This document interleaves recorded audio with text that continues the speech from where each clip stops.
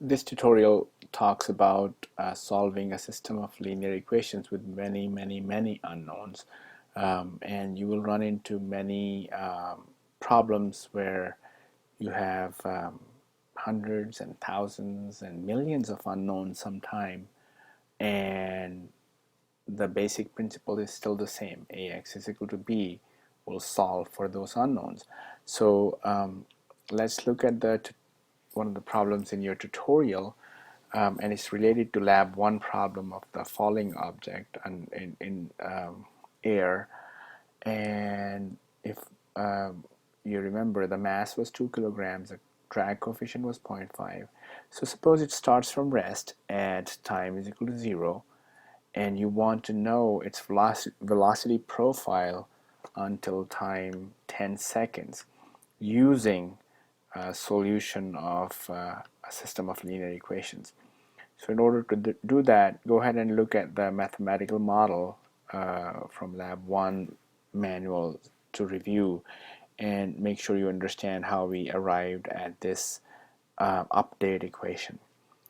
And now let's reorder this update equation so that it looks like an equation which is a linear combination of some velocities. So we have in this case we have two unknowns and an equation that relates those two unknowns. Everything else is known. Delta t is something that is in our control. So suppose we divide the time into n intervals. That means delta t is going to be 10 divided by n. So if we plug that into this first coefficient, we can find out that the first coefficient is related to n through this equation. And if we call it eta, then we can simplify this equation as eta v1 minus eta vi minus vi plus 1 is equal to some constant value. So and again, this constant value is 10 over n. So we can write the whole equation in terms of eta, and we can have many equations. We know that v0 is 0, so I haven't put that here, and so I have only put the first 5 equations, but starting from v0 and v1 and so on and so forth, every time step we have an equation in 2 unknowns, but the unknowns at the next time step, which is so v0 v1 v1 v2 v2 v3 so on and so forth, and depending upon what the value of n is, this could be many equations. So in case of n is equal to 5, I will have these first 5 equations. So if I convert this into a matrix equation, all of these coefficients are 0, all these coefficients are 0, so I get a matrix with 2 non-zero diagonals and everything else is 0. And so I can use my tridiagonal from gallery to create this kind of matrix, and still same principle will apply, trying to find Ax is equal to x using Ax is equal to b. So let's go to the MATLAB and look at how to solve this. So clear everything else, and first we need to define our n. So let's say n is 5. We're going to create 5 intervals, which means delta t is n divided by 10 divided by n.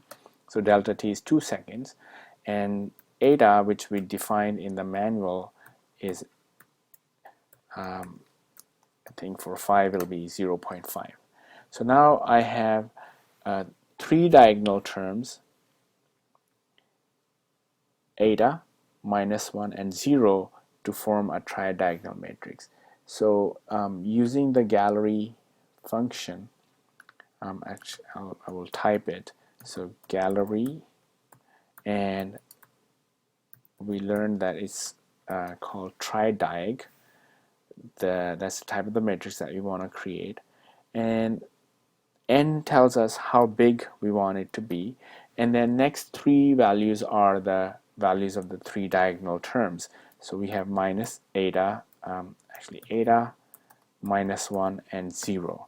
These are the three diagonal terms, and if you press enter, you will see that it will create a sparse matrix. Now you can use this matrix in your calculations, but for the sake of better visualization, let's actually convert this into a full matrix. So we just put we pass this output through a full matrix, and then let's run that. So now this is our tridiagonal matrix for n is equal to 5. Similarly, we can create B matrix. Now B matrix is minus 9.8 times dt, and I am going to create a matrix of ones and then multiply it with that. So ones, it's an n by 1 matrix, and this will result in just the B values, which is this matrix right here. Okay, so with those two things defined, now I can find x is equal to inverse of A times B, and this gives me my values of velocity at 1, 2, 3, 4, and 5 indices, which correspond to 2 seconds, 4 seconds, 6 seconds, 8 seconds, and 10 seconds. And of course we know that at velocity is 0 at time is equal to 0 seconds. So I'm going to show you how to define, and you learn how to define an array using linspace, and here is another way of defining a matrix: starting number, ending number, and the interval. So we know it starts from 0 seconds, goes to 10 seconds, and now we know it is incremented by dt seconds. So if we define this to use this to define a matrix, you will see that it creates a row matrix of 0, 2, 4, 6, 8, and 10, which is an increment by 2 seconds. Of course, we saw that our output is x, which is only 5 values, 1, 2, 3, 4, 5, and it's not a row matrix, it's a column matrix. So we need to transpose this and need to add the 0 value for the 0 time if we want to plot it. And so this is what concatenation is. This will concatenate 0 with that matrix. But to do that, first of all, we need to transpose the column matrix into a row matrix. So this single quote changes the orientation of the matrix or transposes the matrix. So this is actually X transpose. So now I can take 0 and attach it to X transpose, and this gives me a matrix that has 0 added to the beginning of the matrix. I can do all sorts of things. I can add many zeros after this as I need. So for this purpose, we have T defined, and we need to create a V matrix that has X transposed and then 0 concatenated to it. So now we have T and V that have exactly the same size, and we can use our plot command to plot it, and we can see how the velocity profile changes over time between 0 to 10 seconds, but we have only sampled it at 1, 2, 3, 4, and 5 points. And as you can see, we use Ax is equal to b to solve for all of these unknown values. So what I want to show you through this tutorial is that now we can increase the number of unknowns by just changing the value of n. Just for a reminder, let's say x label, if you remember that, x label is time and y label is velocity. Okay, and save this and run this, and of course this will give exactly the same result. But now let's change n to 10. So we are basically increasing the number of unknowns from 5 to 10.